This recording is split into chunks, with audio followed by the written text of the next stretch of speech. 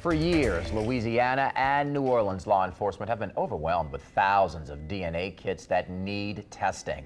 Officials have looked at a number of auctions to clear this backlog, and now the city of New Orleans, the city council says officials, they're nearly there.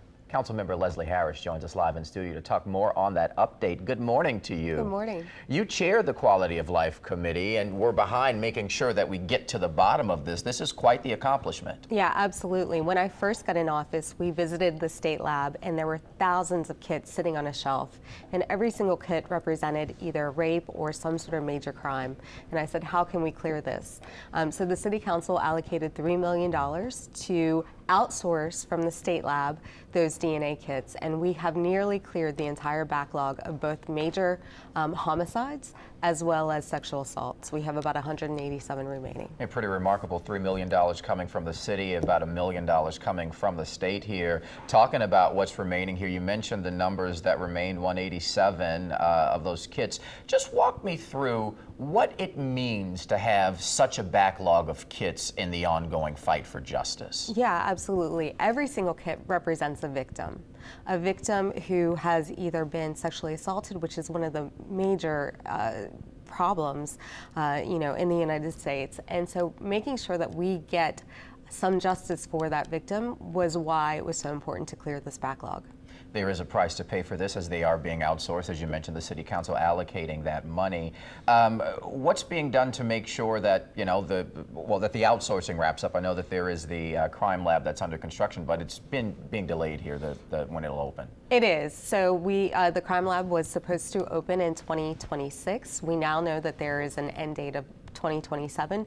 New Orleans has not had its own DNA testing availability since Hurricane Katrina. So this is a major accomplishment, and I'm proud of my colleagues for allocating money to get that up and running. Dr. Shamika Kelly is amazing, and I know that she's staffing up, getting equipment in, and then it will have to go through some testing. Definitely an inroad, this progress, definitely a lot of attention the headline did make, but I think it's also interesting to highlight that a lot of cities have this challenge and they've worked toward it. So it's not one of those things that you just see in New Orleans. Oh, absolutely not. In fact, that's what the crime lab does at the state. It takes in kits from all over Louisiana, and New Orleans would have to get in line with other parishes in order to get this testing done.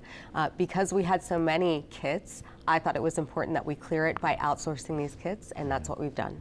Well, you got a busy day today here with us early. The council's going to meet this morning. Got a pretty interesting agenda this morning, from a vote to potentially ban vapes and some other things on there, but also a conversation in executive session over the ongoing conversation over the sanitation contract of the French Quarter. Right. There is someone who the mayor has selected. That person is set to take on August 1st, but there's a lawsuit because the city council tried to block that. Your thoughts on this? So there's an emergency contract that IV Waste has Right. that should extend until the end of the year. The mayor has decided to terminate that early, and it will terminate in August of this year if it goes forward.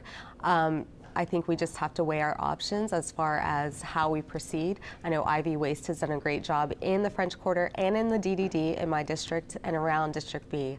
And so I think we have to see how it all plays out. Should Henry Consulting get the job?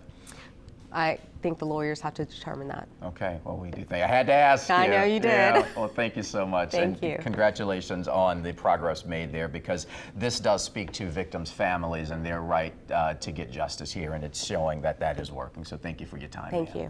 And with that, WRL Louisiana will continue to follow the progress here in New Orleans and the state's progress in clearing that backlog as they do continue work towards justice for victims. Now, if you've missed this conversation, you can go to our website. We'll post it there for you in its entirety.